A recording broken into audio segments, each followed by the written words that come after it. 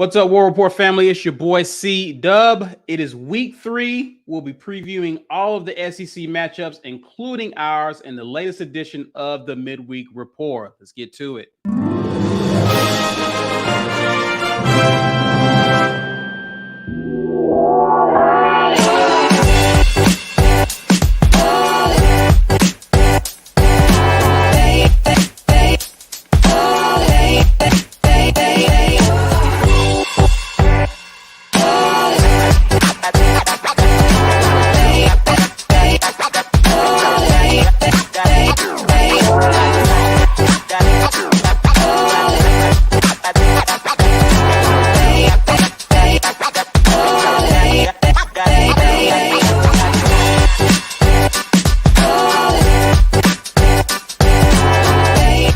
Happy Wednesday, everyone. Welcome to the latest edition of the Midweek Rapport, brought to you by auburnsports.com.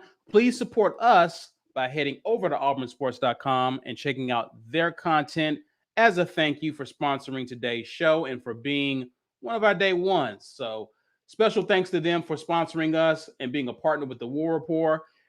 And we thank you guys for your support in sharing this content with friends, family members, co-workers, other Auburn fans. Please be sure to share it so they can get access to this content. Smash that like button and subscribe if you're new to the channel. Ike is doing his job, reviewing, film watching, giving his critiques. If you want to catch that and become part of the Green Name Game, I can tell you exactly how to do that. It's a very simple process for you all. Just go to that join button that's right there below the video, and you can get access to those. I have them live stream. We do those live on Mondays and Tuesdays for the previous game, and we try to do a Thursday and or Friday for the upcoming game, doing some film reviews. So patrons can watch that on demand whenever they want to. Supporters, you catch the live stream, and I'll keep it up for a few hours for you to catch it if you weren't there live. If you want to gift a membership, you can do that right now from the live chat. Somebody else can get their first month of membership on you. Thank you to everybody who continues to do the gifted memberships. We do giveaways. Oh, got to shout out Auburn Dad because he did give some memberships already today. But we are doing giveaways. Hashtag get your weight up in the live chat, sponsored by War Eagle Oil. And we'll get you a mug today if you happen to win. So make sure that you lock in with that.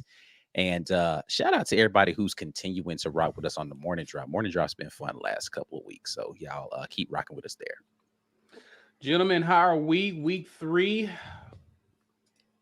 General thoughts about going into this week. How are we feeling? I mean, obviously, this is kind of shouldn't be any drama, suspense this week. But how are we feeling, gentlemen? There will be drama, Caesar. It's going to be plenty of drama. Okay. Not about whether we win or lose, but about how it looks going into Texas A&M. What you can say is how we play the game. I was going to say that. It felt too easy. Okay. But yeah, I feel some uncertainty. I feel good about the defense. Looking forward to our guy Eugene ending up on a lot of postseason all SEC lists. However, the offense this is the project, right? This is the thing that they have to get fixed. So I'll be interested to see if they give some other guys a shot on the outside at wide receiver on this one to maybe try to find some other playmakers. You know, I don't know who I want to see out there, but I was thinking Malcolm Johnson. I was going to say, I want to see Malcolm get his shot, man. Malcolm's got the speed, and he's been working hard, so let him get his shot. Could it be worse than what we're seeing right now? Like, I don't know. I don't think it's bad, though. It's not good, but it could definitely be worse. So, yes, it could be worse. All right. Well, I mean, it could be better. So, for sure, could be better. I'm hoping to see them try some different combinations of players out there, and maybe even see the return of some players that we know have been hurt.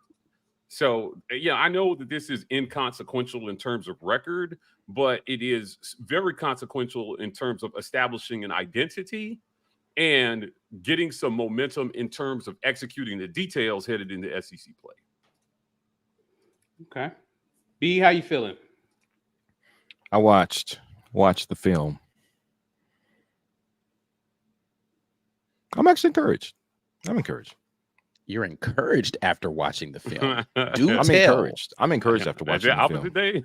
What did you see that stood out in watching the film? Mostly that I think Ike was right in that partially Peyton Thorne seems to be throwing late because he doesn't trust that guys are going to be where they're supposed to be. Uh-huh.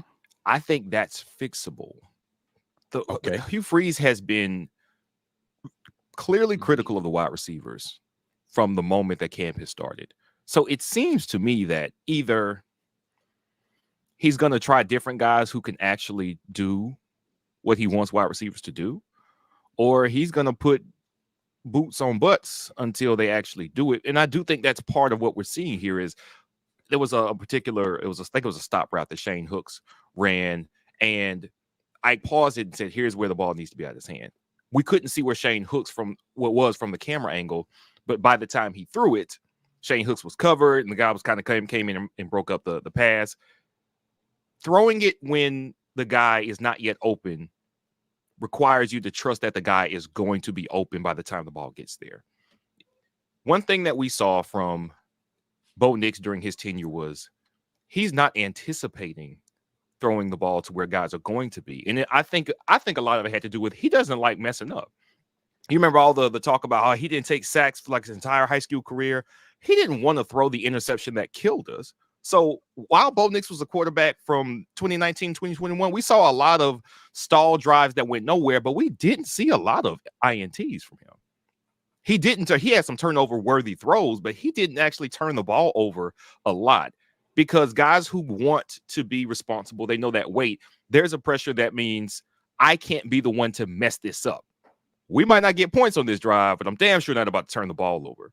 And I think that comes from being overly protective, not trusting what you see, and not trusting your wide receivers. I think those are things that can improve because I don't think Hugh Freeze is going to stand for continuing to miss on those opportunities week after week after week. I think something's going to change before we go through that type of insanity over and over and over again. So because that's what I saw when Ike was reviewing the film, I'm thinking, you know what? I think this gets better. I think it gets better. I'm not saying it looks dramatically better this week. It's still a work in progress. It's either going to be a different set of wide receivers, some guys come back from injury, or the ones that are there are going to get kicked into overdrive. But I do think it gets better. Ike, how you feeling, man? I am feeling like I don't know what to expect week to week right now. Mike and I talked about this morning. I don't know that we have an identity offensively yet. And until I see an identity emerge, it's going to be difficult for me to really project what I want to see or expect to see week to week. I need to see them go out there and execute something consistently and look like, okay, this is what our bread and butter is, and this is how we're going to pivot off of that. So right now, I'm just waiting because it's been a different team for both weeks here so far. Cupcake week 1, don't get to see much. Week 2, I don't know what that was. We'll see what we have here week 3. Okay. All right. Well, listen, we will talk more about Auburn and our thoughts about week 3 concerning them and their matchup against Samford. But let's head over and talk about what's going on or will take place in the rest of our conference. Before we do that, let's kind of see how we fared. The winner last week was actually Mike G and B Will. 12-1. Each of those guys went. Overall, Mike G is 13-1. Me and B Will 25-3. Ike right behind us at 24-4. Let's see how we fare this week. Gentlemen, let's get into it. Let's see what our thoughts are. And we're going to take these. They're not going to be, I guess they're going to be in the order of when they actually kick off. Correct, gentlemen? No, I put them in the order of more You did interesting, put them in order? Okay. The least interesting games first. I was like, yeah, I like that. I like that style because they were first put in. I think they were first put in. Yeah, I rearranged them, one. and I was like, I don't want to talk about this early. This game sucks. Let's talk. You don't want to end on Akron, right? Yeah. All right. Speaking of which, Akron at Kentucky. Yep, Kentucky. Yep. All right. Yeah. Any believers in Akron? Okay. Yeah. I don't believe in Kentucky either, but I just really don't. I don't believe in really Akron don't in this believe in game. Akron. Yeah. Yeah. Okay. All right. All Kentucky here. La Monroe. Can't road see it. against Texas A&M. A&M. No Yeah. arguments. Yeah, they ain't down that bad. They're down bad, but not that bad. Not that bad. All right. This is an interesting one here. Vandy at UNLV. It really is. Yeah. Look at that This is slightly interesting right here because Vandy has looked like Vandy. yeah, they've been very Vandy so far this season. Yeah. I haven't watched any UNLV though to have a beat on this stuff. Yeah, me neither. I mean, I'm going to be the negative Nancy here and pick UNLV. Okay. Yeah, that's right. That's it. It's possible. I And dug Vandy up. doesn't cover. Okay. I mean, they can't cover if UNLV wins. So it's it was. I saw this guy. He tweets. His name is SEC Stat Cat. I think he tweets a bunch of stuff. He charts the offensive plays and pulls up a bunch of statistics that you won't find anywhere else, which is really helpful information. But he charted and tracked AJ Swan, who is Vandy's quarterback, from the first 2 weeks of action that they had. 20% of his passes were interceptable. Usually, like average, we're talking 5% or less. 20%. That is awful. That is awful. It was behind my cover pick of Wake over the weekend at Vandy, which ended up being right. But when you have a quarterback who is that inaccurate, you can't trust him, man. I'm going UNLV to cover. Do I think they'll win?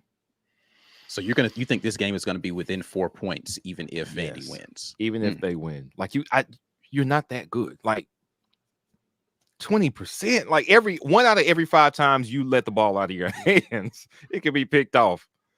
You can't be trusted. The Stat Cat has he counts things curiously sometimes. He does. Yeah, he does. He has some weird, he doesn't count drops the same as everybody else. Pretty much, if it's thrown and it gets near you, it's a drop, Tim. Like, I don't know. I don't know how much I would be relying on stats. I mean, he compiles some good stats, certainly, but yeah. So wait, you going UNLV? To win is come on, man, do it. The last time we agreed, we both won. Brian. I'm looking at you right now. Let's count Bama. Side with me. I'm going UNLV. Yeah. I'm going UNLV. I don't have a lot of confidence in it, but I really can't trust Vandy's quarterback. I'll be right in the world. All right. Yeah, actually, I was going to go UNLV as well. I'm surprised they did. Now we're going to lose. now it's not a hot take pick no more. Now it's just a pick. Well, guys, I'm going to go. It's supposed to be our thing, Brian. I'm going to go Vandy here. Hey, right, there we go. There you go. So you can get up one on us. Or I like it. I like it. Or lose. We'll see. This is one of those picks where you just, it is or it Coin ain't. flip. It's a tough pick. It's a tough pick. BYU at Arkansas. Arkansas. Ooh, BYU and Arky. Definitely going Arkansas here. All right. Arkansas. Who's BYU played so far this year? Sam Houston in Southern Utah. Yikes. Nobody.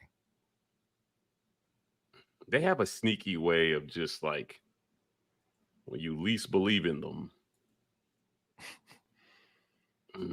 What does this look like? What does the FBI say about this? Don't listen to the FBI, Mike. Listen to your heart. What does your heart tell you about this game? Shut up. Let's see here. Oh wow. Yeah, I mean, KJ Jefferson is the reincarnation of Cam Newton, right? Like that's what they keep telling us. So I'm gonna go with with Arkansas here. Reincarnation. He is Cam Newton. Oh, there you go. Yeah. Yeah, I have to go with Arkansas here. Yeah, I'm going Arky for this game as well. KJ has not thrown an interception on the year. Is that right? He ain't playing nobody. Okay. Yeah, I feel Arky. He better not have thrown an interception. All right. It's at home too. Yeah, I mean, Yeah, I'm going Arkansas. So all Arkies here. yeah, I think so. This is a fun one right here. K-State at Mizzou. K-State. Hey, he came straight out. K-State, baby. Okay. Missouri's not good. I don't disagree. Actually, I'm going K-State on that one as well. Oh, man. Come on, Mike. Come on, Mike. Come on, Mike. I have a K-State friend and I have a Missouri friend. Mm-hmm. They both look like Michael Jackson. No, they're both very, very attractive females. K-State and Missouri.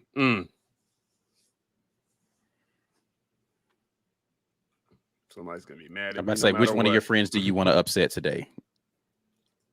Okay, so my K-State friend was the one I was arguing with about recruits over wins, and I am gonna pick against her just because.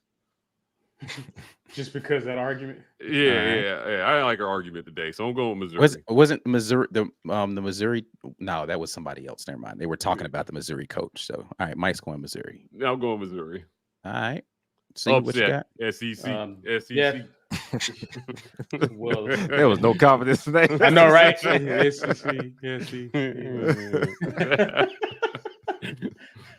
I said the SEC is 3-4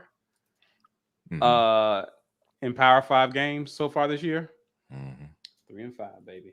Okay, right, K-State as K-State. well. All right, Mike stands alone. Missouri, got you. Georgia Tech at Ole Miss. I think Georgia Tech covers. Oh, I was about to say, really, you picking the upset? I was going to ride with you. I mean, I'm not. I picking actually it, but- think they scare Ole Miss at one point. I will be surprised if Ole Miss covers here. I got Ole Miss winning, but I think Georgia Tech makes it interesting. I got Ole Miss in this game as well. I got Ole Miss too. Yeah, I'm picking against Lane. Against Lane? I'm not picking against Lane. Here, I think that the win against Tulane was a pretty good win for them out of conference. Tulane was solid. Yeah, if they had their starting quarterback, it would have been a great win. Yeah. You know what? The backup didn't play bad. He didn't, but he was still not as good as the starter. Yeah. If he had played at the starter's caliber, Tulane probably wins that game. Yeah. He missed some throws that were available to him that the starter probably doesn't miss. Dart got a little iffy in that one. He is iffy. Yeah, points. Yeah, like he started off like it was like, ooh, all right, Lane. So this is what I want to say about that start too, right? They went down there and they scored on that first drive. Three passes scored, right? Those passes were tight window, great receptions, more so than great throws. Great, like that was. I put that more on the wide receiver on a couple of them than I do on the throw, which is why I was like, I don't know if he can sustain this, dog. Like when I was watching the game, I was like, I don't think he's gonna be able to sustain this because Tulane was right there in the hip pocket of those receivers every single time. I was like, this is about to get ugly. And I actually said, I was like, man, I should have picked Tulane after I saw that. After I saw Tulane go down there and drive, I was like, man, I should have picked Tulane. Now I ended up being correct, but I wasn't as impressed in that first drive as other people were because I felt as if that was fool's gold, and it ended up being that. Yeah. Okay. So, all right. So we got all Ole Miss here. Yeah. All Ole Misses. Yeah. I get this weird feeling that like Auburn Ole Miss is going to be a big game this year. What gave that away? Like not like a big, like not like in terms of the drama. I'm talking about in terms of the SEC West race. I think I have a weird feeling about this game. Mid-October, was it 21st? it's usually sometime. Yeah. It's one of the last 2 games in October. I don't know, man. I just think this was one of these weird years where we talked about anything happening in the SEC like this year. You know, nobody looked super impressive. You know, Texas A&M may be imploding.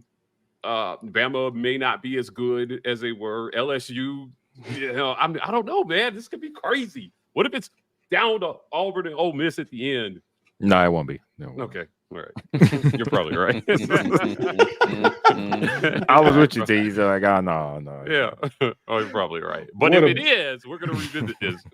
Yeah, What okay. a build up to. Yeah, you're probably right. Yeah, I'm wrong. All right. Yeah. Number 10, Bama at South. This is a weird game for Bama to be on the road for. Yeah. At South Florida. Yeah. Let's call Batty and see what Right. he left there. Right. Y'all Nothing. good down there? No, Bama's gonna he, win. he got out when he could. He's like, obviously they don't have me. So lost. I mean, they won like 3 games last year. They're not that much better a year. Yeah, later, Bama. Yeah, Bama. Bama clearly for me. So all Bama's here. Ugh. Is there potentially another beatdown taking place in the state of Florida somewhere?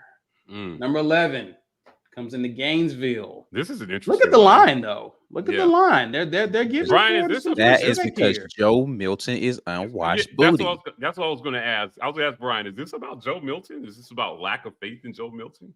I mean, their offense isn't putting up points like they were last year, bruh. Yes, this is all about Joe Milton.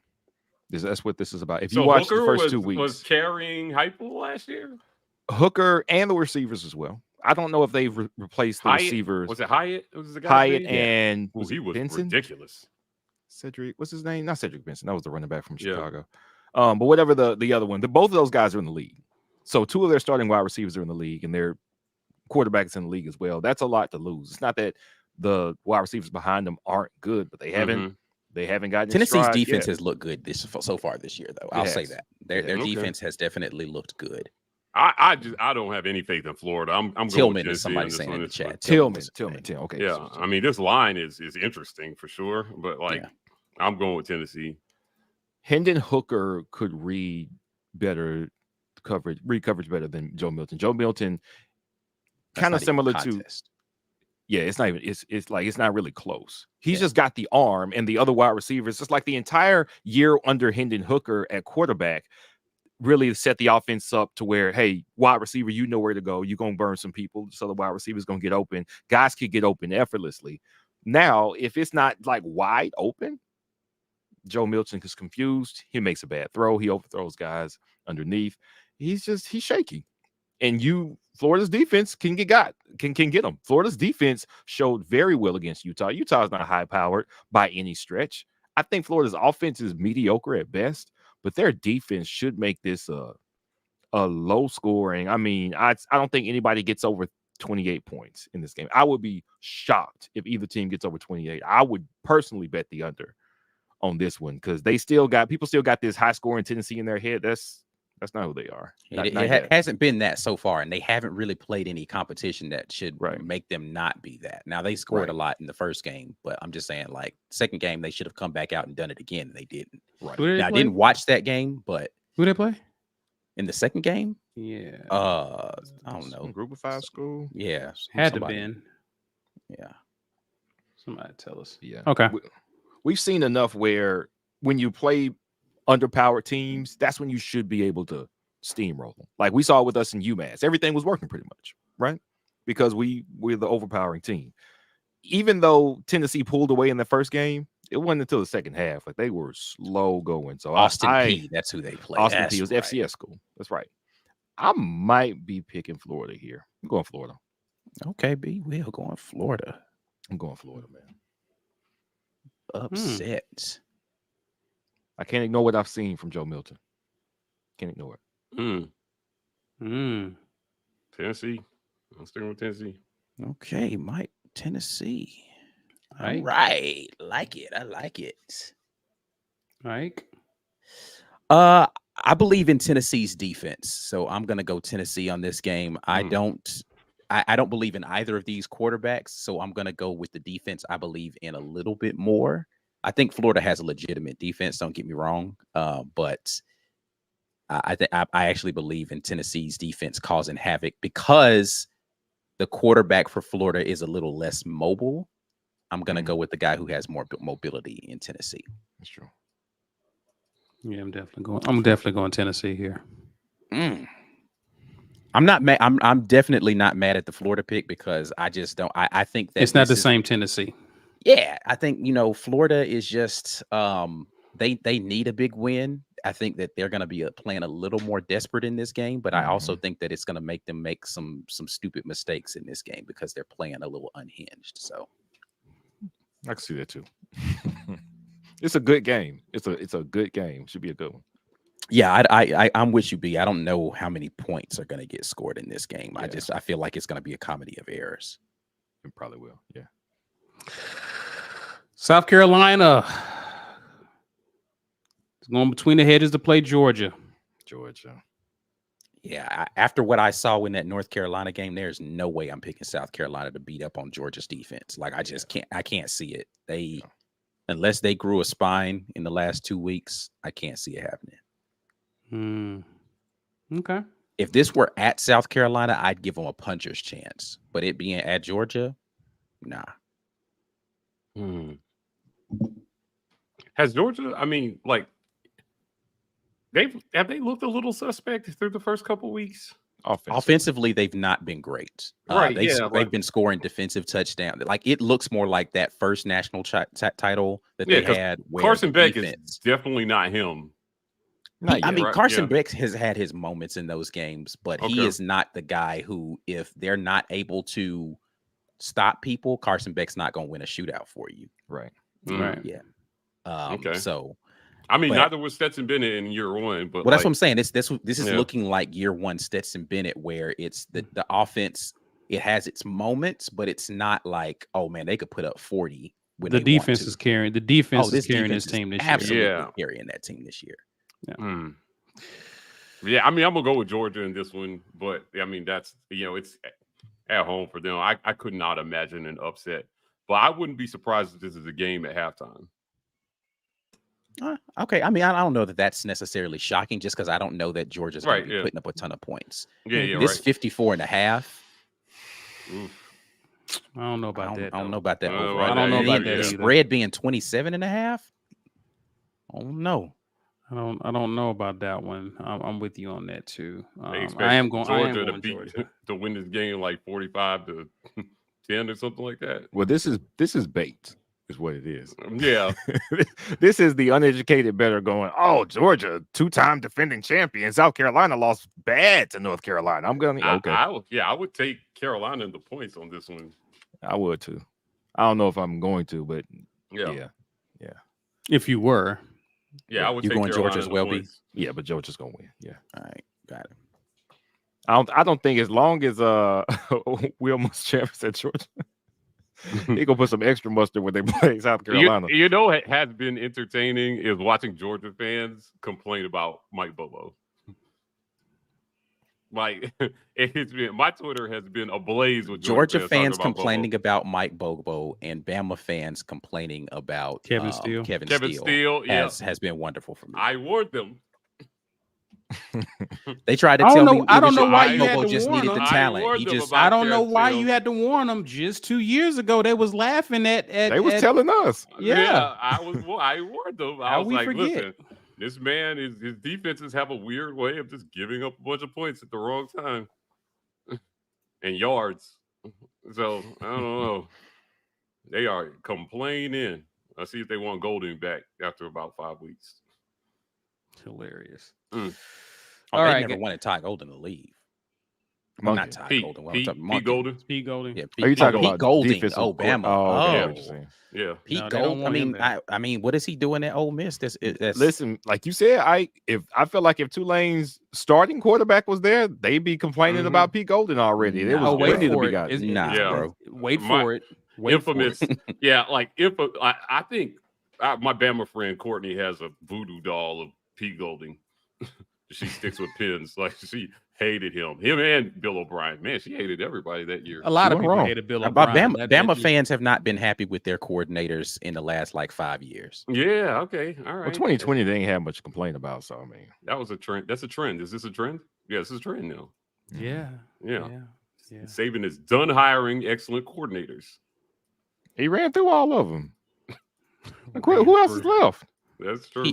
He should have promoted Charles Kelly, but whatever. Yeah, he probably should have promoted Charles. Probably should have done that. Probably should have done that, but hey. And you don't have a quarterback. Hey, you know, Charles him. Kelly may come back when they hire Dion in the next few years, right? I mean, it's let 3 Bama fans tell Dion it. at Bama. Wow. Right. All right, gentlemen. Yikes. LSU. I love this game. This is interesting too. At I love MSU. this game. This is an interesting one. Oh yeah.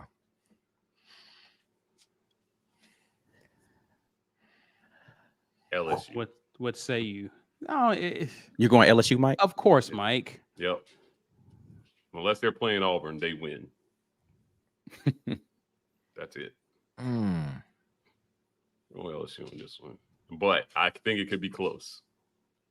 I think whatever little experiment they had with Harold Perkins in game 1, they're done with that. Yeah, right? You don't cover son, you rush the passer. Mm-hmm. You get after it. And LSU still has some get back to get because they were embarrassed on the national stage. And even though last week was a get back game, it's like, yeah, but nobody really watched that game. I think LSU wins, but I don't expect them to cover. I think LSU wins though. I think LSU. I got LSU winning this one. All right. Are we bold? I wish I had watched more Mississippi State games to be able to say with confidence that LSU's pass defense, because what I watched from LSU's pass defense versus Florida State was not overly impressive. But they should be at full strength on the defensive line. Am I gonna bank on Will Rogers shredding these boys at home? I can't do it. I can't. I haven't watched them enough. I'm gonna have to take LSU. Yeah, I have to take LSU. I wish I had watched more Mississippi State games so far. I'm gonna take LSU. Okay. There you have it. Let me grab some super chats and we'll get to the break. Juan Doe. Welcome. Okay. Welcome, Just sir. like that too.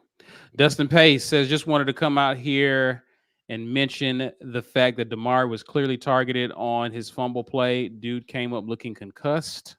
I think there was some helmet-to-helmet contact or something. There was absolutely was. To head, right? Yeah. So that may have had something to do with him, fumbling the ball there. Yeah. But fumbling is general. Like, I mean, my understanding is he's pretty secure with the football in practice, and fumbling is not an issue with them. But yeah, they may have missed one there. Auburn Dad for Life says, appreciate this. He says, I know it's too soon, but can we talk about the crappy time slot we've been getting on the road, 11 a.m. for A&M? Come on. Hear me out. I think the last time Auburn played a day game at College Station, they won. I mean, Auburn wins a lot at College Station. Yeah. So yeah. I don't know. It might be nice to get one out of the way early. I like day games when we win them. But I hate it when we lose them, Jones, bro, because it just messes up the rest of my day. I'm just like, man, it's tough. It's tough, bro. I mean, I don't think they're thinking a lot of this game right now based on how both teams have performed. That's why we got that slot. Right. Yeah. Right. Yeah. Had Texas A&M won against Miami, then it probably would might be different. Yeah, but after they lose and Auburn looks like crap at Cal, you're like, okay, this could be a low-scoring, drag it out, boring. A repeat of last year without the hype and excitement. It's like we did this last year for y'all. We're not putting you on prime time again. 11 a.m. Yeah. So I would Auburn Dad. I think Auburn and A&M earned this time slot. If one team had looked spectacular last week, this would be a better. And there's no chance. I don't think there's any real chance for redemption this week for either team because they're both playing cream puffs. Right. Yeah. So I'm all right with this. It is what it is. Walt Taylor, appreciate the man. Says, I have to point out that Coach Freeze didn't agree with my assessment of the O-line, but the Cube Show did. I didn't disagree with Walt's assessment of the O-line. I just think that he was being a little too much in, well, what do you expect when I don't think the O-line was as bad and as much of a, and when you go back and watch the film, we weren't under constant pressure. We were able to run the ball. The offensive line wasn't great, but they weren't the reason why the offense looked discombobulated. That was, Yeah. I think that's a little much to say. But what Kublik said about the O-line and them being poor at points, that's 100% valid. Like you can look at right tackle getting blown by on multiple occasions. You can look at guys getting holding penalties. You can look at missed blocking assignments on the interior pretty consistently throughout the game. Despite that, wide open receivers, plenty of time for the quarterback to throw, missed assignments by receivers, fumbles, like all of that. It's just it wasn't good offensively, man. It was a cluster. It was a cluster for sure. We'll grab these comments here. Appreciate that, by the way, Walt. Kenji says, Rapport fam, keep me in your prayers. I have surgery on Friday. We will definitely keep you in our prayers. Best wishes to you. Sure. Get well soon. Prayers up. Roger Salter says, new member, by the way, love your show. Hey, Roger. Member. Welcome to the family. Roger. Well, guys, we're going to talk about Auburn, but before we do that, we're going to get to the break. Guys, remember, you are watching the Midweek Report. Do us a favor and share this content. Smash that like button and subscribe if you're new to the channel. Let's pay some bills. We'll be right back. This edition of the War Report is brought to you by our generous sponsors. AuburnSports.com. For news and notes on all things Auburn Sports, head over to AuburnSports.com. When you work out, grill out, and chill out, you deserve the best life possible, and Golden's Cast Iron is here to provide the tools to help you do it. Check them out at goldenscastiron.com. And our giveaway sponsor, War Eagle Oil. For all of your motor oil and related products, head over to wareagleoil.com. As always, thank you to the sponsors of the War Report. Thank you to those of you who have become members of the War Report. Lots of great content out there for you guys. We're doing things like ticket giveaways to our members this year. We do that every year, but ticket giveaways to our patron members. And we're doing the film breakdowns, of course. That's been fun chopping that up with you guys on the film. We'll be back at you. So I've got part 1 and 2 from the replay of Cal film breakdown that's live right now for my patrons on rewatch. Either tomorrow, likely tomorrow, we're going to get into some Samford films. So you guys make sure that your notification bell's on if you are a member. If you want to look at a preview of Samford, not a lot to look at there, but it is going to be some stuff that I'm going to want to point out there. So get your membership active if you want to get in on that film review. You can gift memberships to someone else if you are a member, like Auburn Dad did earlier, as well as Gene Davis. We thank you so much for gifting memberships. We appreciate people who want to bring others on board and let them get a taste of what's going on here with the War Report behind that paywall. You can put hashtag get your weight up in the live chat. Don't have to be a member to do this. Anybody can do this. Hashtag get your weight up, sponsored by War Eagle Oil. Head over to wareagleoil.com to get a little something for your motor oil and related products on their website. We appreciate them continuing to sponsor the Midweek Report giveaway. If you want to listen to us on audio, you can be in a lot of different places, listening to a lot of different things, but the War Report Network has 3 different shows, actually 4 now with just a sec. I keep forgetting to update this graphic, but the College Loop, the Auburn Express, and the Uptempo podcast, all a part of the War Report Network for you to be able to listen to audio versions of content that you could get here on YouTube, but you can be hands-free, go out there and listen on podcasts. We got you covered right there with the Auburn Express, the College Loop, and the Uptempo podcast, all on the War Report Network. Shout out to the folks over at Uptempo. Just hit 1,000 on YouTube. Hey, Congrats to them. Yeah, Congrats shout to out to them for Uptempo. sure. Also, Ronald McLester, welcome to the War Report family. Thanks for becoming a member. Enjoy, good sir. Welcome again. Laura Baldwin says 11 a.m. is way better for the boys than 9:30. That's yes. Laura from Vintage, right? Yes, that is Laura. Yeah, I agree. If you got kids, 11 a.m. is probably better. Right? Yeah, so agreed. Yeah, I mean, 9:30 p.m. is not good for anybody. So, Right, at any age. No, can't do it. I was surprised I actually had the energy to get through that, even though I technically didn't finish the show. But, you know, that was hope. Here's to the last of that for a while. The show wasn't bad for me. It was the next day that was awful. Yeah, I caught up next with day you. was rough. Yeah. Well, guys, let's get to it. It's time to talk about Auburn and Samford. Let's talk about them head to head before we get into this. Obviously, they're playing this game. It's a night game, 6 p.m. Central Standard Time, ESPN Plus. Auburn is favored in this one, obviously. ESPN Football Power Index gives us a 98% chance of winning. Trivia. When was this game that Auburn, without cheating, when did Auburn have a tie? Oh, I don't know. I don't know. I looked this up sometime earlier. before World War II. Yeah, but I am curious. I want to know when did this happen where Auburn tied with Samford. But last time they met 4 years ago, Auburn beat them thoroughly. You have to expect that something similar will happen again this week.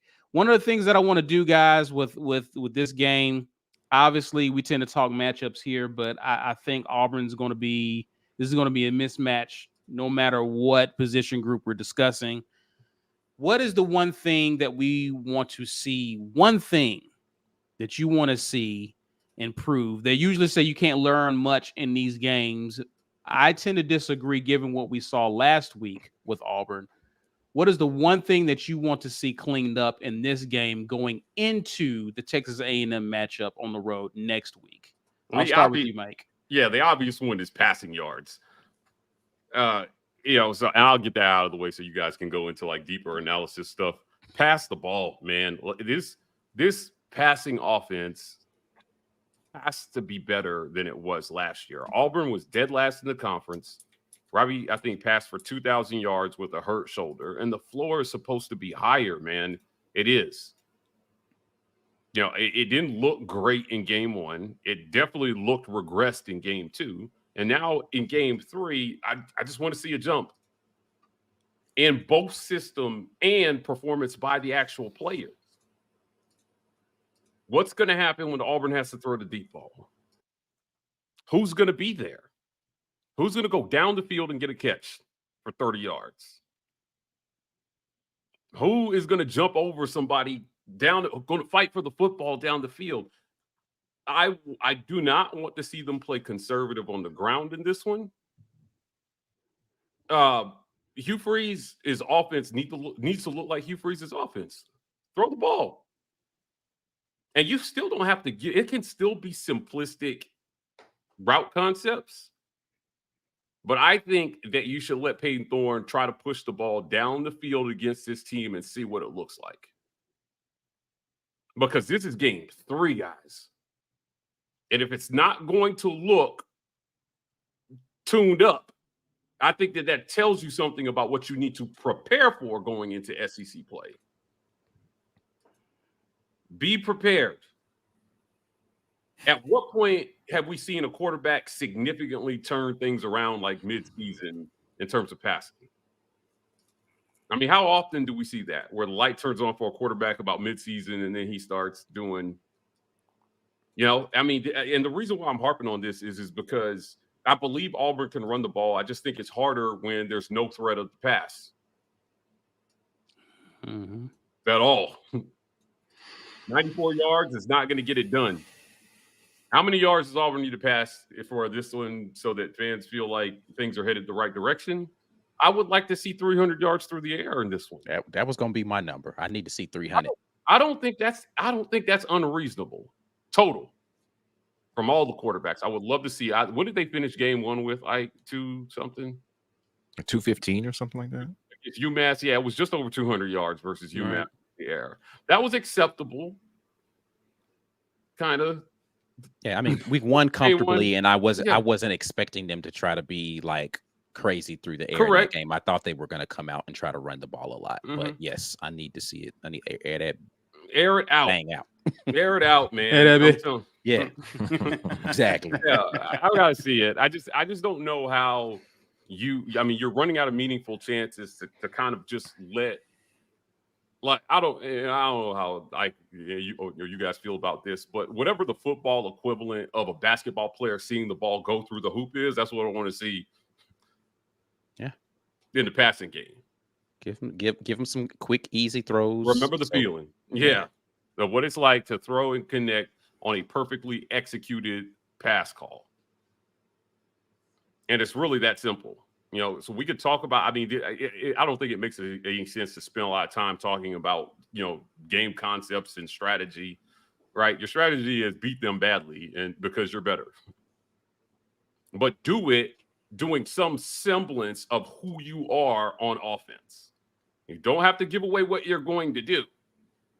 You plan on passing the ball versus A&M. I would show them a ton of pass. Okay. Make them respect it, and then maybe run the ball on them. Anything, literally anything. But you can't use this game and then go in to Texas A&M with them thinking sell out against the run and these quarterbacks are no threat. You got to at least make them think about it a bit going into this. I think they need to have to prepare for it, guys. If they're not going to prepare for it, and then you go out there and you're no threat, I don't like Auburn's chances against A&M. Shouts out to Ed Darby. He asked this question. I think this is going to be an easy one for you, given what you just stated you want to see, Mike. Over and under Auburn pass attempts. He got 28 versus Samford. I would have put it at 25. I think they had 17 or 18 versus Cal. It was not a ton. Actually, yes, they had a total of 17 pass attempts versus Cal. Yeah, I mean, over under at 25. No, it's got to be more than that. Yeah, 28. You nailed it. Yeah, 28. Somewhere. So is that a push? So you're taking an over or under? I say, are you pushing on that? Or you would taking? He should have put 28.5. So yeah, I'm taking it. You know, it's funny though. Depending on how the game is going, if the defense, what does the offense look like? Do they go conservative? You know, like if this gets out of hand early, but the defense adds some points. You know, punt return for a touchdown. I'm going over all the way. I don't care about none of that. I don't care if you put the backups in, continue to air it. Like, you need to work on this pass offense. You need your backup receivers to get reps on what they're doing as far as route depths. You need everybody to get on the same page about what they're seeing, what the defense is doing. The pass offense needs work. Go air it out. On that overthrow to Thorne, what I was told was that route was actually supposed to be run 2 yards deeper than it was. Oh, see, you didn't watch the film because I said that. Yeah. Well, I know, but confirmed that route was actually. Oh yeah, I wasn't sure. I was like, it looks like he might have cut the route off short. Yeah, I confirmed it. That route was supposed to be run 2 yards deeper than it was, and so the Thorne ball was actually to a spot, and he wasn't there. Yeah, and he wasn't there. So, which is exactly why you see Thorne not throwing it when he's supposed to later. It's like, last time I threw it the way you were supposed to be. You weren't there, buddy. So I'm just gonna wait till you get slack on that one. Cut him some slack on that one. That ball was thrown to a spot, and the route was run wrong. And it looked like a bad overthrow. But the truth is that, I mean, if you have no faith in your receivers being at the proper depth, you cannot throw with anticipation. You can't. It's hard to throw a guy open when he's all over the place. So I'm with you. Like, run, tune this up. Take this chance to tune it up. And if you can't against this team, that tells you something about who you might have to be or what changes you have to make moving into SEC play. Kiera McAlpine here, and this could be an explanation kind of to what she's saying. Peyton Thorne's QB rating the first 2 games has actually been pretty good. I think it's more mental for him. He hesitates. So could it be a combination of some things here to explain this? Go ahead, Ike. No, I was going to say his QBR is going to be good because he's not throwing the ball enough for it to matter. Like, he's not throwing it enough to take chances or any of that stuff. Like, if it ain't there, then he's just throwing it away. Like, yeah, when you're actually out there trying to throw the ball more, you have more opportunities for that QBR to be lower. He hasn't operated inefficiently, but he still hasn't operated well. Like, there's a difference. QBR was 56 versus Cal. Yeah, okay. I don't even know what his QBR is, but my point is that it's not. He hasn't done anything that's been spectacular or where you're like, oh yeah, this boy is surgical with this thing. He's really like just, again, even the opportunities that he had with guys that were open and him not hitting them, I'm just like, yo, what are we doing right here? So I just need to see. I need to see something, man. Show me something. And again, and listen, this is. I have to keep giving this caveat. This is not me being down on Peyton Thorne. There is a mix of reasons why it's looked like this. But what I like to see is this offense, not just Peyton Thorne, this offense looked like they've practiced together one or two Yeah. times. Right. There are a Look couple. like y'all practiced together. There are a couple different QB stats. I'm not sure that I'm in love with these like advanced QB metrics. Some of them feel like super subjective. So the QBR, and then there's QB rating, and there's NFL rating, and there's all these things. Passer rating, which is different from quarterback rating, which is different from I'll just it's all highly subjective. So I don't even, whether it's low or high, I don't. I think it's a little inconsequential here. It's more about what we're seeing in terms of details. Because I mean, what's his completion percentage right now? 61% on the season. Listen, man, we've very- been begging for at least mid-60s. Like, can we get closer to 70-ish? Because I think the offense, and this is the question you're asking, and I know you said the pass offense, but I just want to see them run the RPO game properly. Right. Whether it's a pass or a run, are we checking into the right stuff offensively? When the look says run the ball, run the ball. If the look says throw the ball, and pick the correct side of where you're going to be throwing the ball to. I need to see them operate an offense that looks competent, because you've got the RPO gives you a fix for everything. You just have to pick the right solution. I'm not even seeing us, like Coach Free said it himself. We didn't run RPO enough against Cal. We barely ran it. Yeah. If you go and watch the film, we did not run a bunch of RPO stuff. We were called passes, called runs. Give yourself the option early in the game to have solutions to whatever they're going to throw at you, and let your quarterback go out there and operate. To me, it feels as if because they're not running RPO, that shows a lack of confidence in what we're doing offensively. They don't understand the concepts well enough for us to be able to do this. And that's not good. You really only have this. We only got one more tune-up before we really need to be rolling with this. I need to see it Saturday. Yeah. His completion percentage is 61.3. According to PFF, his adjusted is also 61.3. So we haven't had drops. Yeah, but we talked about, we argued this about whether one of those passes was actually a drop. They haven't adjusted it. Usually the day after a few days after the game, they'll relook at that stat, and you might see drops change. But they have not changed their mind about any of the drop. I think he maybe has one drop for sure. B, what is the one thing you're looking forward to seeing? Mike wants to see us push the ball down the field. What is it that you're looking to see improvement upon last week going into A&M? I actually don't mind not seeing the ball being pushed down the field, because I want to see what looks like rhythm and a connection between QB and wide receiver. I don't care if it's a bunch of stop routes, out routes. Like I want it to look like the wide receivers crossing. He saw the zone, he saw where to go and cross, and then Thorne hit him in stride right in the middle. Like I saw a lot of that watching week 1 of the NFL, right? Even when guys don't look open yet, like it's a bunch of anticipation throws. Now, mostly starters were playing week 1 of the NFL, so you have guys who are professional quarterbacks playing and throwing this way. If it was a bunch of backups, you'd probably see a lot less of it, or a lot more turnovers, or that type of thing. But it makes a huge difference. Like, you don't really have to have the greatest arm. We sat and talked about, when we came up on the pick for the Tennessee game, how Joe Milton has looked in the first 2 weeks. You figure, all right, man, you got a rifle. You can put it in any tight window on the field that you see between defenders. Yeah, but you don't have to have a gun for an arm to be a good quarterback. But what you absolutely have to have is timing and rhythm. And your QB and your wide receivers have to be on the same page. We've talked about how we think Hugh Freeze is actually honest and forthcoming with his assessment of different positions. He's been critical of Peyton Thorne. He's been critical of the wide receivers, especially. I would imagine that somebody who likes passing as much as he does, he's got to be just got to be eating him up on the inside. When we look to the pass game, looks terrible. Like, I wonder if we ran for 350 yards and threw for 150, he'd be like, yeah, this is good, but y'all not doing what I want you to do. Again, I think it all depends on, is the reason why you're only throwing for 150 because you can't? Right. Like, because you don't have to. Right. Yeah. You know what I'm saying? Like, there's a difference. Like, all stats are not created equal.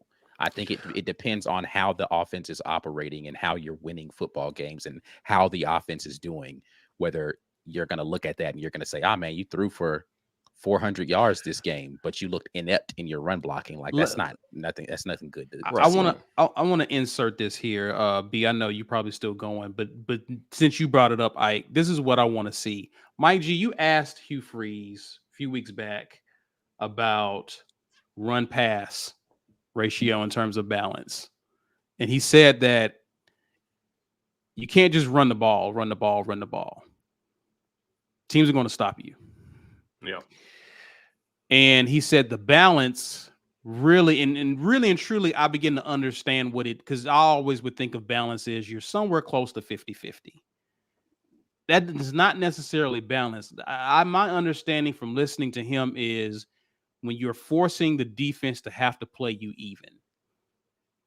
Again, you don't have safeties and people crashing down because they're playing the run. They're having to actually respect the fact that you can either run or throw the ball on them and actually hurt them in either way, right? Mm. I want to see Auburn threaten a team to either throw the ball or run the ball at them any given play to where you have to play them even, as opposed to clear. I saw examples and watched the film where Cal just had 6-7 guys in the box daring Auburn to throw. And if we're still running into that, we're not balanced. Even if we feel like we can mow this team over, that's not Hugh Freeze offense and what he wants to do.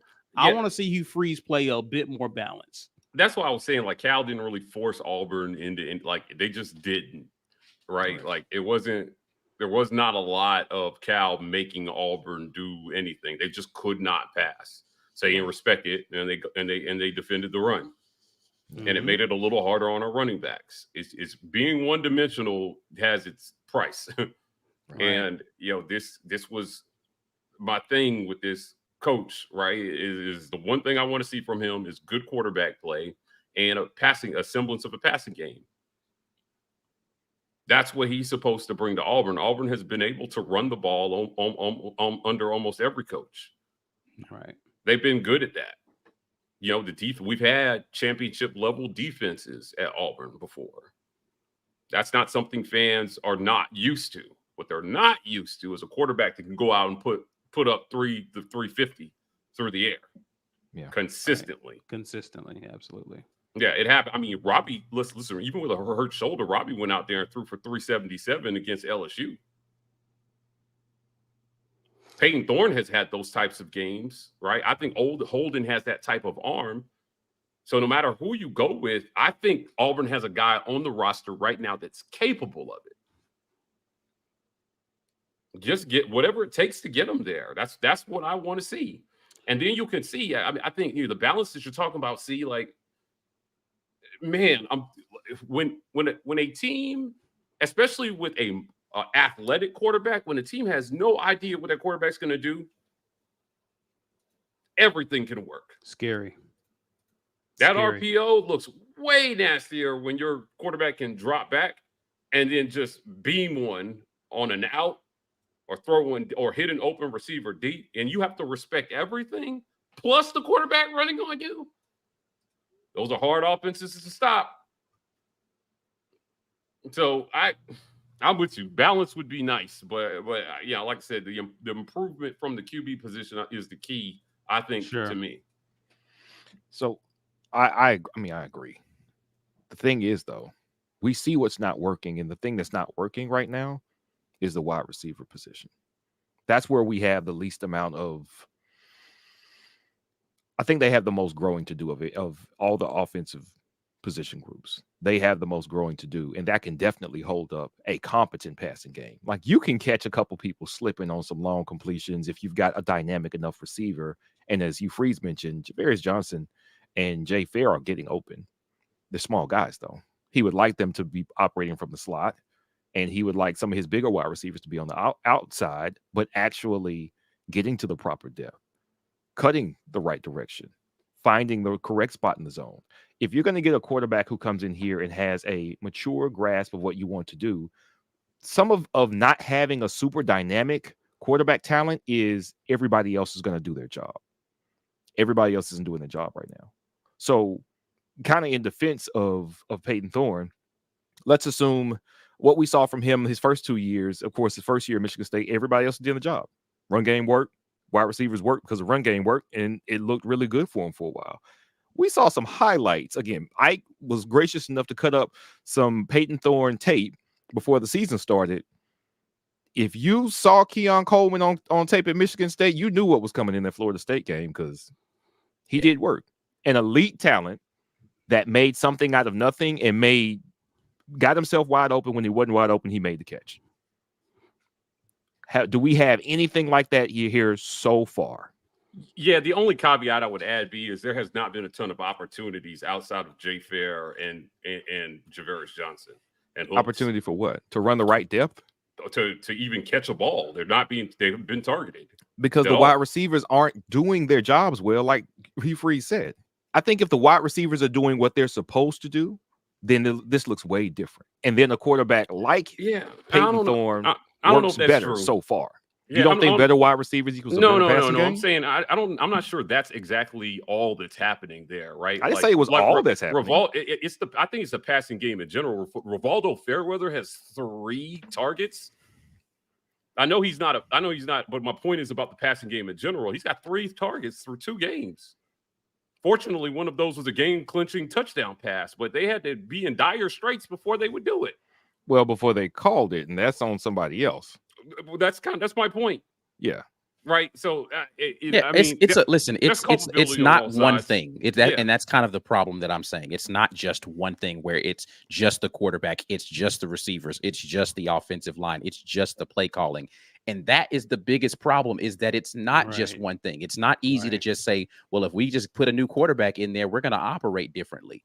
Wide receivers still got to get fixed. Oh, we put some new wide receivers in there. Okay, well, then are we going to block properly? All right, we get some new offensive linemen in there. Are we going to call the right play? We got to listen, man. The troubleshooting's all the way around. Yeah. The offense does not look good. And when you start to look good, then we turn the ball over. It's looking piss poor. Yeah. Yeah. And it's got to get fixed. Yeah, I just think it's hard to evaluate the receivers without any real targets at all. Like, I mean, no, you can definitely evaluate. Oh yeah, I'm not saying. Yeah, you can. I mean, there are things to evaluate, but yeah, I mean, if you're just not getting any opportunities with the play calls, I mean, they were run heavy against Cal. Like, I don't know, man. But here's the thing, Mike. But again, if you're just listening to Hugh Freeze over fall camp, he's been very critical of that position group when they're being asked to do things that don't involve them getting the ball, and he hasn't been pleased with that. That's fair. Alignment and assignment. I get it. You see what I'm saying? Yeah. So if that's continuing in the game, then that's consistent with his concern. And run blocking on plays as well, like that outside blocking. There's a lot to be desired from the wide receivers. Figure out how to get it out of them. Right, you know, I lean coaching when players don't know what to do and they're not. Yeah, so what I will agree with is, and we said this Saturday, and I still say this, that there is a portion of this that's on the people who are putting those people in the game at a particular. Like, I don't think we've had the wide receivers, good Lord, in the correct at the correct time. Sometimes Will Hayes is gone. We ain't got the wide receivers no more either. Yeah, man. I don't think that we have had even the correct quarterback in for certain down and distance situations, or the correct play call for a particular quarterback. I just think that there's a lot that needs to be fixed with the way that we operate offensively. And I don't know if one game is going to fix it, but I darn sure want to see us get it started this weekend. Yeah. Yeah. I mean, in terms of snap distribution, right? Like, it's been heavy on hooks, right? And then Omari Kelly has like 24. Jay Fair has 22. Javarius Johnson has 17. Yeah, see, there's no reason why Shorter has 14. You say that VAR and Jay Fair are your best receivers, and they're 4th and 6th, right? Yeah. They need to be in the top 2 in number of snaps. Yep. And maybe we're looking at this a little differently if those guys are getting, you know, they like the targets, though. They're getting, even though they're playing less snaps, they're getting more targets. Right. Because they're where they're supposed to be. Right. Yeah. So Fair has 10 targets. Javarius Johnson has 6 targets. Hooks has 7 targets, but has only caught 2 passes for 41 yards on the season. Figure out who your playmakers are, and at some point, if you have a guy who's a dude, let him keep feeding them until they lull to sleep on everybody else, and then maybe somebody else steps up. So I think there are ways to do that. At some point, you're going to be who you're going to be. So get your best guys on the field, man. Get the ball to Fairweather. He can catch. He can go out there and big boy people for the football. With that catch in the back of the end zone, I looked exactly like his tape at FIU. Yeah. Right? It was the type of catch that he made routinely.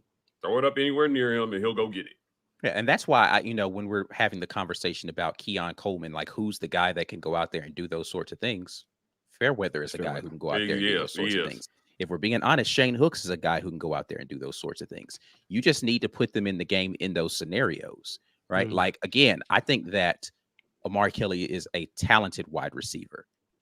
On that 3rd and 2 play, I would have rather seen Shorter be the person get that back shoulder throw. Yeah, for sure. That's what he does well. He doesn't have to be in the right position for that. He just needs to go out there, run the route, throw it in his direction, and let him come down with a 50-50 ball. Like, put guys in scenarios that allow them to maximize the talents that they have while they're learning how to do this other stuff, but don't just not utilize the talents that people have. Like, okay, we couldn't hit Anthony Schwartz on deep routes. We could put him on a daggone speed sweep. He's fast. Get the ball in his hands a different way. Yeah. Utilize the strengths that they have. Okay, he isn't the best route runner in the world, but he can run a 9 route. Cool. Line him up. Let him run past people. Even if he's not open down the field, it makes the safety drop back deeper, and you can hit a deep over route underneath there. Put guys in position to do things that they're good at, and let them be that kind of guy over and over and over again. Do we know if, is anybody going to be back for this one? Coy, Martin? I haven't heard anything on the injury front. I believe that Coy Moore has been practicing this week, so he should be available. I don't know how many snaps he's going to actually get. I have not heard anything about Nick Martner. Okay. We talked about over and under in terms of pass attempts. Over and under in terms of targets for the 2 receivers Hugh Freeze called out, 5 and 6 each. If they get less than 5 each, I'd be disappointed. I'd be really disappointed if they got less than 5 each. So, okay. All right. He talked about getting them on the field at the same time as well, too. I wonder, how, because you watch the film, how many different, how do you play around with combinations in this one, trying to find a good combination of receivers to put out there? Who gets a field promotion this week, right? Do you wait on Hooks to get it, or do you try somebody else? There should be room for both, I would think, in this one. But do you try starting somebody else in this one to see how they do? I think it's going to be about what personnel groupings they line up out there. Like, if they're going to go in like a 0, where they're going to have 4 receivers out there, 4 true receivers, then both of them can be in the slot and you still have your outside receivers.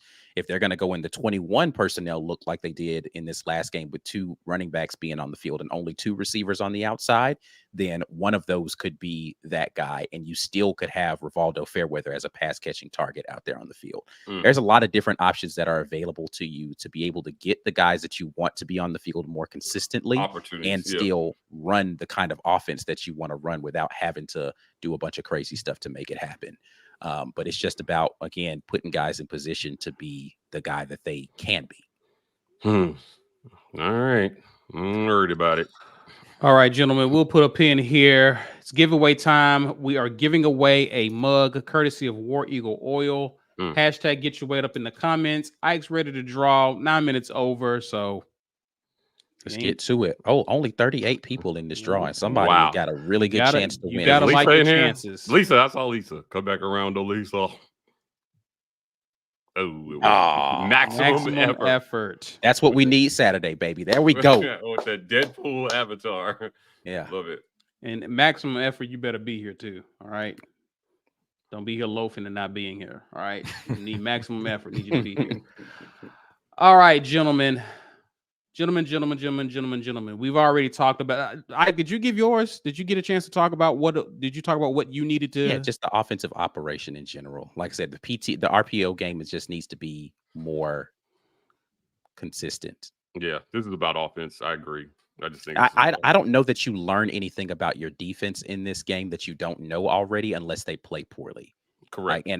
Now Samford is a team that's going to run air raid, so you're going to actually get the pass rush may be null and void in this game. They're going to try to get the ball out quickly, so you're going to have to play very disciplined in your defensive secondary. So you're going to see just how well they play against a tempo passing team in this game. And do we really have the secondary we think we have? How are we going to challenge those receivers? What's the strategy going to be to make that quarterback make some bad decisions?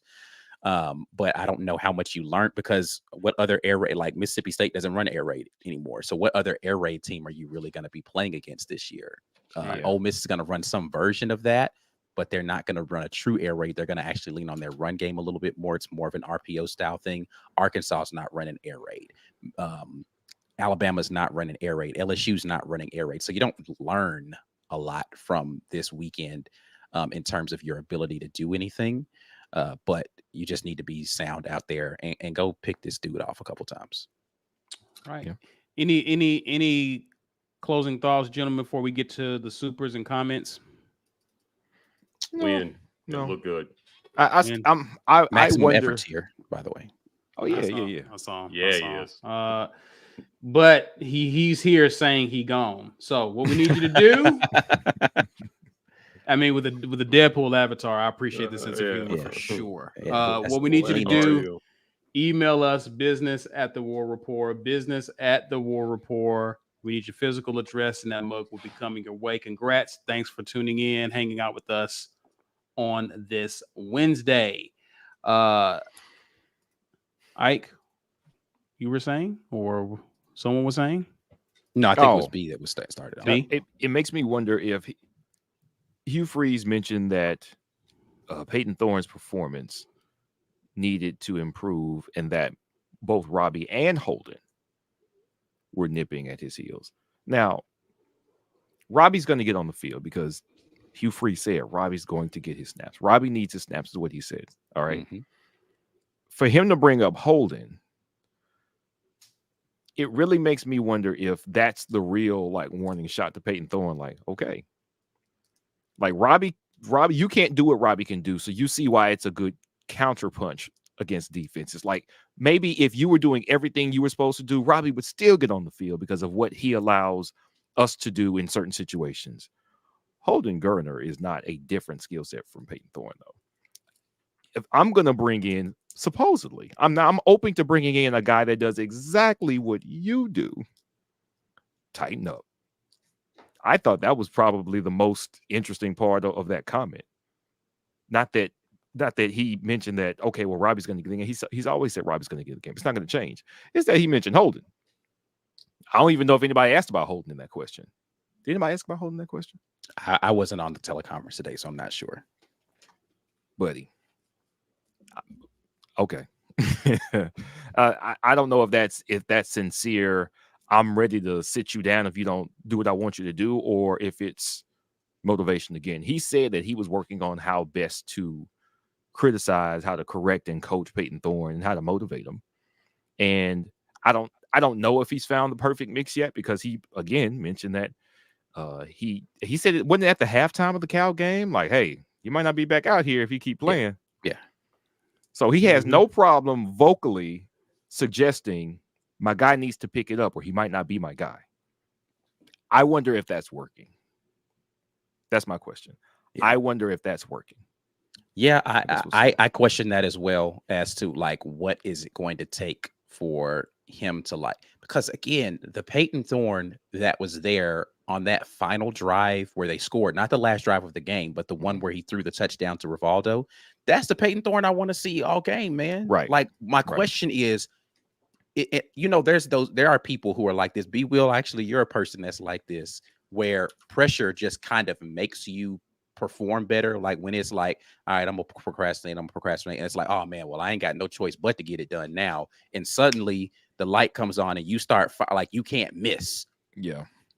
Peyton Thorne actually seems to be one of those people, because I watched him at Michigan State play and be bad and throw bad interceptions, throw uncharacteristic throws, all that kind of stuff. But then all of a sudden in the fourth quarter of the game, he's dropping dimes. And I'm like, yo, like, where has this been all game?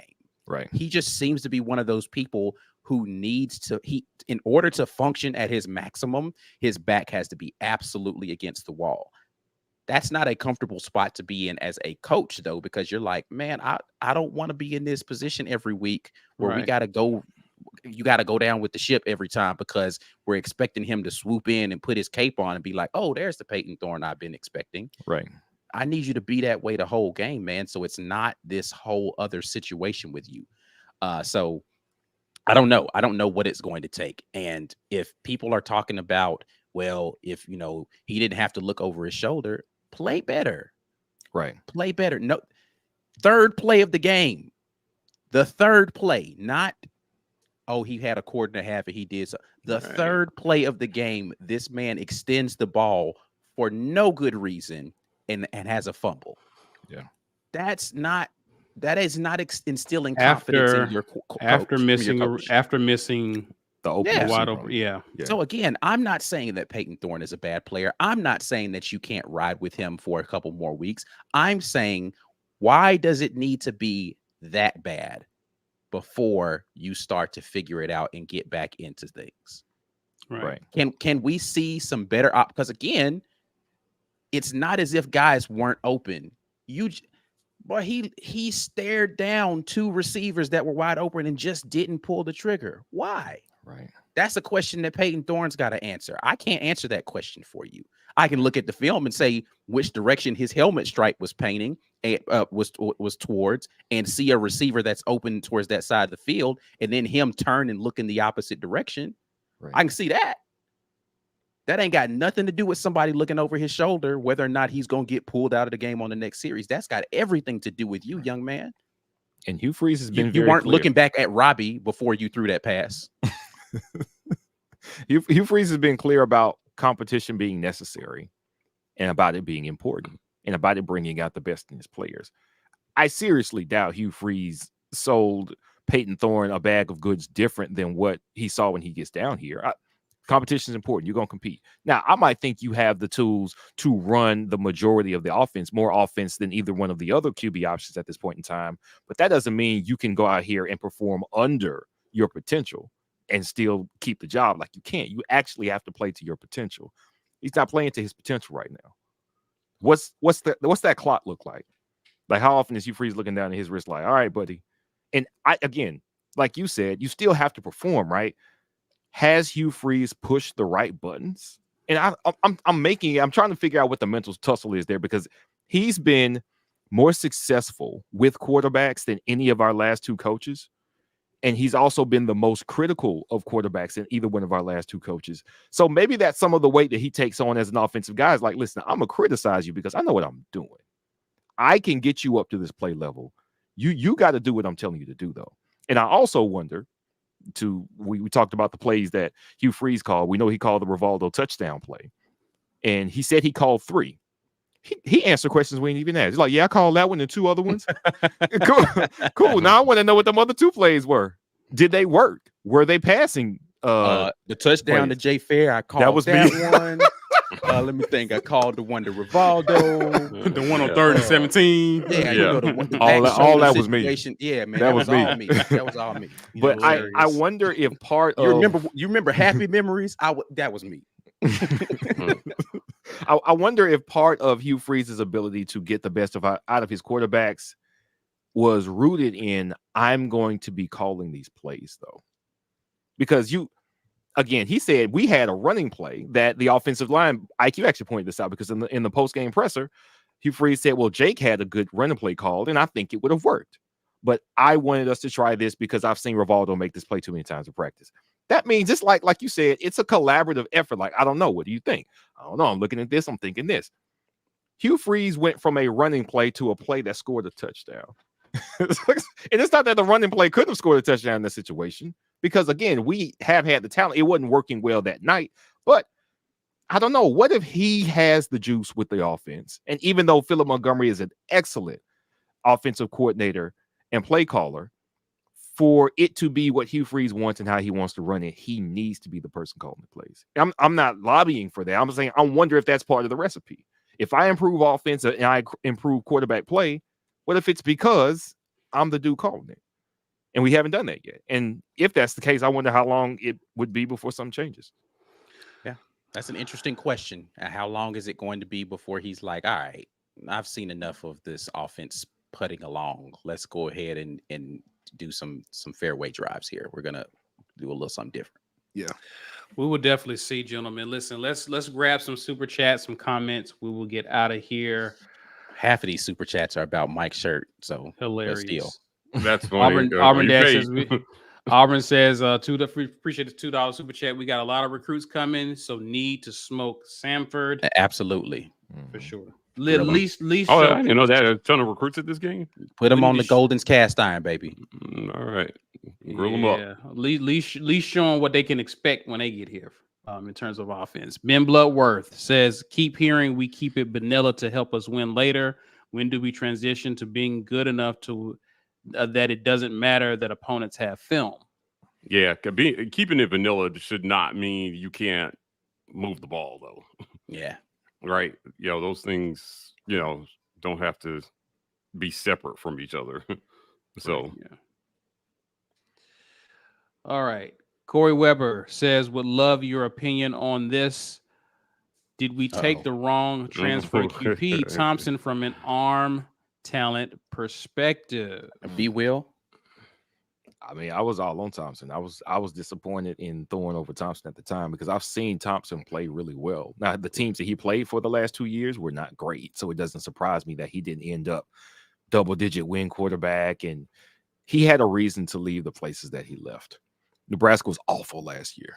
I don't know why anybody would stay at Nebraska after you've been there and the coaching change and all that. Texas the year before wasn't good either. I think that's when they went 5-7. So you had serious concerns and reasons to leave. He had problems staying healthy.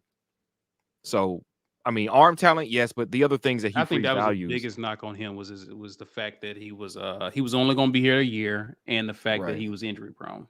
Right. I mean, I see why if you think he's been in offenses, but I don't know about his ability to read or his judgment calls, that's the stuff that Hugh Freeze values. He said as much.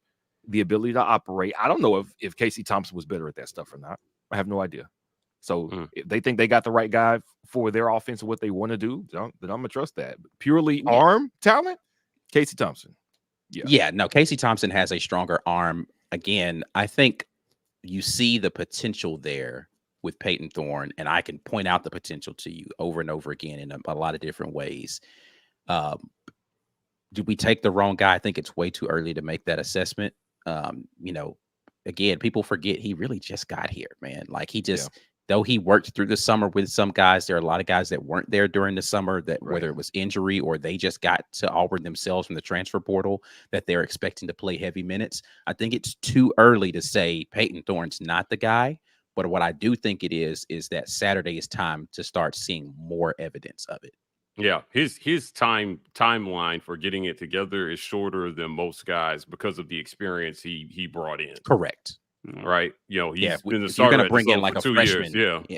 Then all right, cool. I understand that. But I'm expecting, and I think Coach Freeze and staff, we've said this before, was expecting a senior to come in and play better than this, or a graduate student now to come in and play better than this from the beginning. It's some stuff that's pretty basic that it's just not happening. And again, that's not all on Peyton Thorne. Some of it is on the wide receiver. Some of it is on the play calling. But the portion that's on Peyton Thorne, he needs to own and be better about it. Yeah. All right. Auburn Dad for life comes back, says $2 super chat says this goes towards Mike's GoFundMe to get new shirts. Yeah, I'm gonna keep wearing it. I was like, this isn't going to change. Yeah, catch me a Tiger Walk. That's B right. Will's forehead I'll do also. I know you would. I just don't think it's a good idea. It actually looks more Florida State than Bama, if we're being honest. But somebody said Mississippi State in the comments. I thought that was it does look Florida. maroon. Yeah. It's more Florida State. It's more of that garnet than it is. Again, Nike does not make a ton of good like orange stuff. I swear I go into Dick's every day looking for this stuff, and I'm just like, where is the orange? And then the stuff they do have is very Texas-y orange, that burnt orange or whatever that is. They do. Is there such a thing as doo-doo orange? Like it's not good orange. You need to go to the doctor. Exactly. That's how bad it is. So I don't like that orange. Doo-doo orange. You go get that scene about. No, you about to die is what that is. Roger Salter says Mike's y'all sending it to the wrong place for this GoFundMe. Right. YouTube taking like half of that. Get you a tank top. All right, John Brannon. Mike G's shirt can burn. Is this all it took to get the super chats going? All of this. AD says, "Get Mike out of that crimson shirt." Yes, keep it coming. Hate. All right, Jamal Pye says, "Y'all talk about how Robbie don't need any more of the QB reps. Let Thorne play a whole series at least, red zone as well." I have not talked about that. I don't agree with that assessment. I think if you're gonna actually put him in at I think quarterback, you made a point to allow Peyton Thorne to actually complete a drive by trying run the to whole drive. Yes, the entire offense. Hugh Freeze has said he allows us to run the entire offense. Right, run the whole thing. Don't tell me is the offense meaning I need a different quarterback to have my red zone package complete. That's not.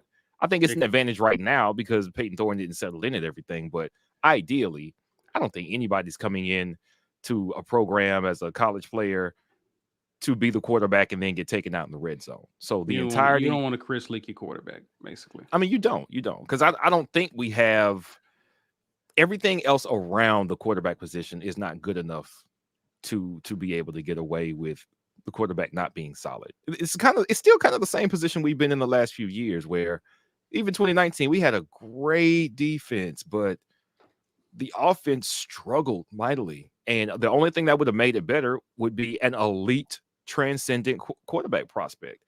And we haven't had one of those here. We have not had one of those here. So other stuff has to tighten up too. And I think other than Cam Newton, but recently. Recently. Yeah. But yeah, we need everything else to get much better. I think time is probably the biggest thing that we need, and we don't really have anymore. Like Samford is it. Samford is the last scrimmage that we have. My point.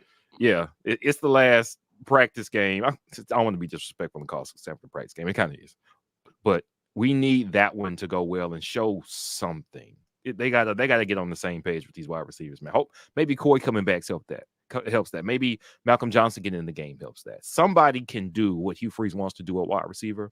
They got to find those guys, start making it easy on Peyton Thorne if he's going to be the starter, so that everything else can start working. It's time.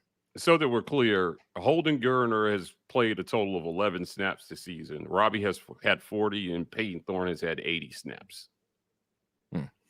So I don't, and not like you said that those snaps have been broken up, like so it's not been like whole drives. So I just outside of Peyton, and most of those were in UMass when he was playing whole drives. So again, it's people are acting as if Robbie's coming in 50 times a game and throwing off the rhythm. Like that's not happening, dog. That's not happening. Yeah, I don't know how you're making any real judgments on any of the other quarterbacks at this point. They just haven't played enough. Yeah. So, and then when he was in, it was a bunch of clearly called runs on a lot of those plays. Right. Yeah. There was no option to pass on a lot of those plays in UMass. And then the ones that were, he had like 2 or 3 called back because of penalties, but they were good throws. Yeah. So until you've given the quarterback a chance to get in the rhythm of the game, I just don't know how you're making any real judgments. And if you're basing it on last year where you played with a hurt shoulder, I don't know what to say about that either. Yeah. And even to that point, the more I think about it, I'm thinking about we know that the pass offense looked awful the first 8 games, right? And then once Brian Harsin got fired, Caddy comes in and says, let's do what we can do with the personnel we have. Let's make this offense about the personnel and make sure that we can maximize their talents. We won a couple games. We got way more yards. And still, the prettiest pass we saw Robbie Ashford throw last year was a corner touchdown to Javarius Johnson. And it was beautiful. But you know what? That comes from playing, being in rhythm, and having your skill set highlighted like that. everybody deserves. Well, this is not realistic because this is life, and college football is tumultuous. But players need to be invested in, to be given a chance to shine, and then have the players around them suited to maximize their skill set, the offensive play calling suited to maximize their skill set. Once that happens, you can truly determine if a player has it or not. The first time we saw Robbie Ashford get that, it was for 4 games, and he looked better than he looked all of those games prior and the time he's come in this season. Part of the reason that we as a collective were like, I don't know about Bo Nix in 2021 is because we had seen 2 years, over 25 starts, and he still was not given. Then you have a Georgia State. To have a Georgia State game after 25 starts, I've seen it. Your head coach that brought you here said, we're going to win championships with you. And you had a Georgia State after 25 starts. Like, that's way past. We're talking about guys who haven't even gotten to double-digit starts yet. Let it be about this guy for a minute before we start bailing. That's all I'm saying. All right, guys. Lutton Kirkin says, I'm just ready to see more Alston and Fair. Austin Fair. Yeah, That's fair. both of those things. B. Will's Forehead says, then don't wear Nike, referring to you. Mike. I don't know. You want me to wear Under Armour? Because that'll be another kind of anger. He said like it was a joke. I was so disappointed in them. I'm not. This is about what I expected. All right. B. Will's Forehead says, I want Thorne to stay in as long as he needs to get him comfortable, unless we're up by 40 at halftime. I don't want to see much QB roulette. You know what? I mean, if you're going to roll with him into Texas A&M, I think I can agree with this to some extent. Yeah. But as long as it's not 3 quarters, there's got to be a time limit on that. Like, if he needs 3 quarters to get comfortable versus QB, like versus Samford, you've got major. He's got issues, or you got issues. Something has broken down. Yeah.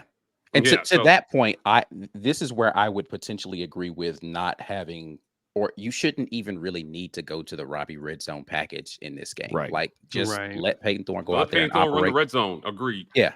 And then let Robbie come in and be a quarterback for a quarter and not have to just come in and be the red zone guy. That's right. Right. And let Holden come in and be a quarterback. He's going to be a quarterback anyway, but not just let guys go out there and operate the full offense for this game and see what they look like separately. Again, that it's going to be difficult to evaluate those things because they're going to be playing against different competition and likely with different players in the game with them. Mm-hmm. But at least get them reps out there doing that stuff.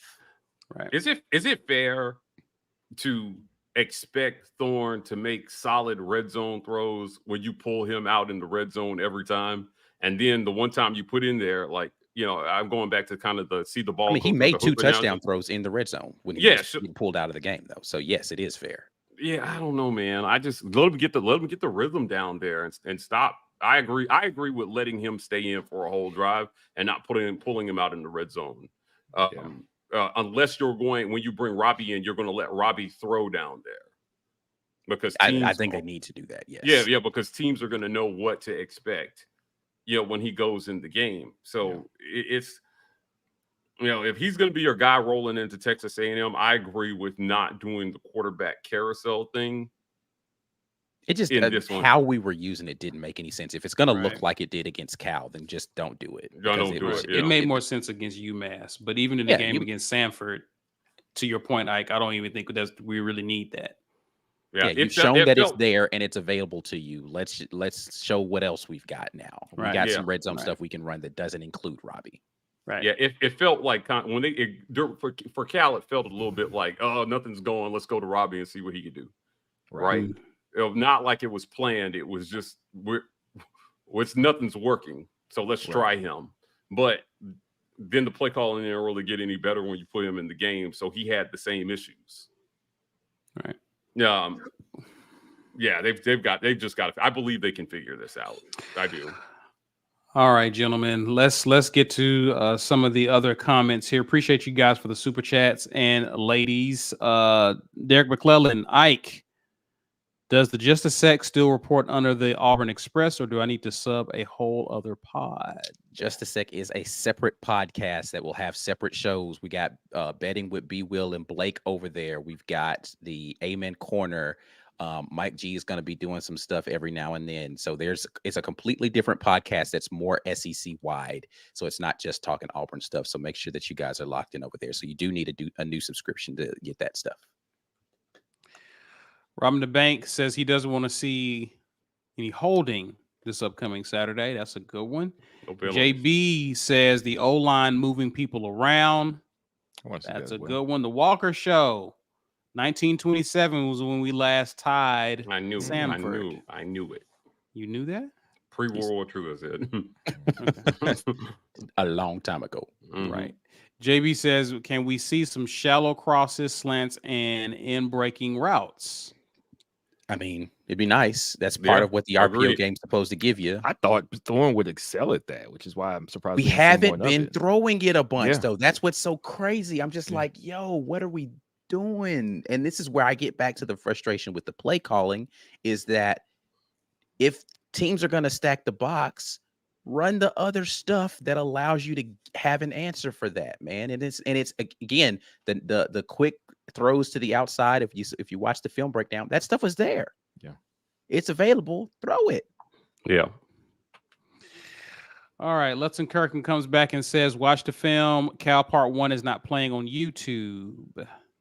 Don't know why that is, but I will look into it. Okay. It's definitely up, though. Kiara McAlpine comes back and says, I meant pass rating. Okay. FYI, not QB. Yeah. It's so many QB stats. I'm like, whenever somebody brings one up, I'm like, which one are you talking about? Because, I think ESPN even made up one. They have some QB rating system. That's it's the QBR. There's a QBR that's proprietary. It's on a 100-point scale. Okay. And pass ratings on like a 212 or something. Like, it's weird. Yeah. Weird. That is very weird. Anything over 150 is super good or something. Mm-hmm. Yeah. Good talk, gentlemen. We will definitely pick this up on game day. Obviously, we will be back for the morning drop on Friday, giving some final thoughts, doing Facts or Nah. That's Facts or Nah Friday. But I tell the people what they can expect. Those of you who are members, what's coming tomorrow and why you should become a member. It's really simple. If you click that join button, you get access to a lot of great things, but you specifically are going to get some Samford film. I do have film on Samford from their last game that we can go and look at. What can we expect there? I saw some interesting things that I want to point out on film to you guys. If you are a member and you want to gift memberships, you can do that right now from the live chat. Once again, shout out to those that did that during today's show. Gene Davis and Auburn Dad both gifting memberships today.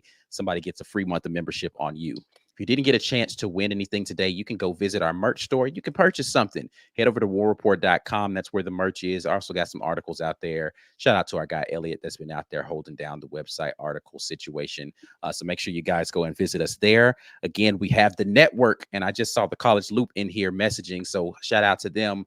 The Auburn Express, the Uptempo podcast, and the new Just a Sec podcast, all a part of the War Rapport Pod Network. And make sure that you guys are locked in with that.